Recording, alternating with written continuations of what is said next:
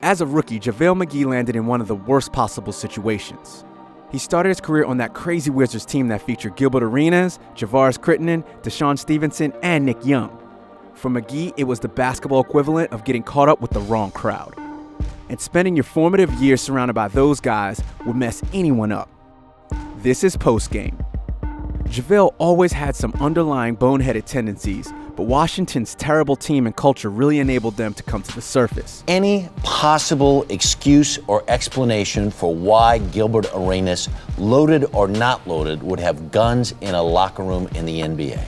A model franchise like the Spurs would have forced those bad habits out of him almost immediately. And Shaquille O'Neal roasting him on Shaqtin' a Fool every night only fueled the idea that McGee was nothing but a punchline. Hold him off! Hold him off! There was a bigger, more fundamental problem too. JaVale wasn't taking advantage of his incredible physical tools or living up to his potential. McGee showed flashes and his stats were okay, but he mainly did it putting up empty numbers. He got a lot of his buckets outside the flow of the offense, or once the game had already been lost. But the tide finally started to turn when McGee was traded to Denver in March 2012.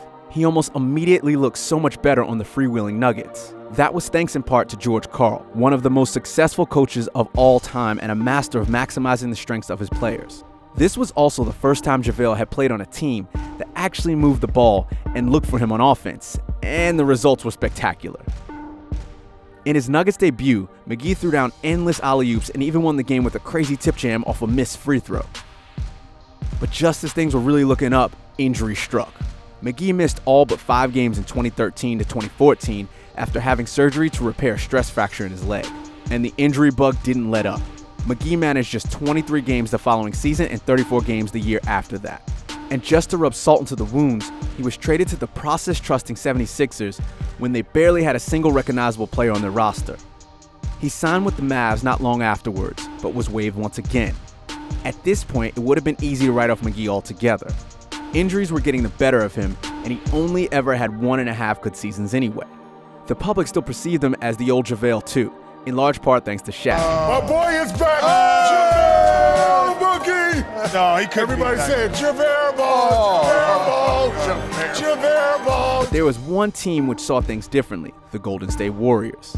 They understood how good McGee was in Denver and took a chance on him in the summer of 2016. Now remember how good JaVale looked with the Nuggets due to having a team that moved the ball, employed a competent coach, and gave him a proper role? Well, then it should have come as no surprise that McGee bounced back with Golden State. He didn't play big minutes, but he played important minutes, the opposite of his time in Washington. And he was highly productive in that time, putting up a career-high 23 points and 12 rebounds per 36 minutes.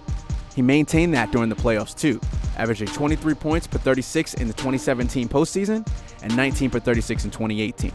Having languished in a basketball wasteland to begin his career, McGee had established himself as an integral part of the greatest team since Jordan's Bulls, and he won back-to-back championships in the process. If you tried to predict McGee being on top of the world like that just a few years earlier, you would have been laughed out of the room. Things were going so well for JaVale that he even had the clout to fire back at Shaq for roasting him so much. McGee's next move was to the Lakers in 2018, a move which completed his stunning transition from a nothing team to a dynasty to the most storied franchise in basketball.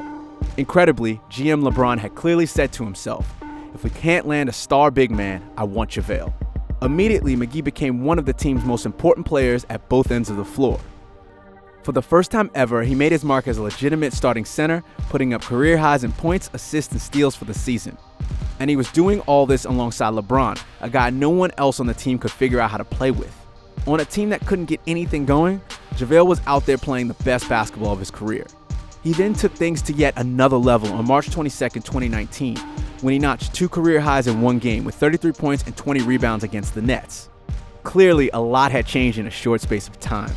Just a few years earlier, DeMarcus Cousins was the best center in the league, but it wasn't long before the Lakers signed him as JaVale's backup. And when Boogie went down, his new backup was Dwight Howard, who was also the best center in the league in a previous life. Just take a second to think about how crazy that is. Think back to every other so-called boneheaded player from the past. How many of them actually got better as they aged? Not many, if any. Gilbert Arenas, Deshaun Stevenson, and Nick Young certainly didn't. All of McGee's achievements came against the odds. And this summer, he even had the luxury of being a coveted free agent. After being a punchline for so long, suddenly he was the guy teams were chasing. What a difference a few years makes.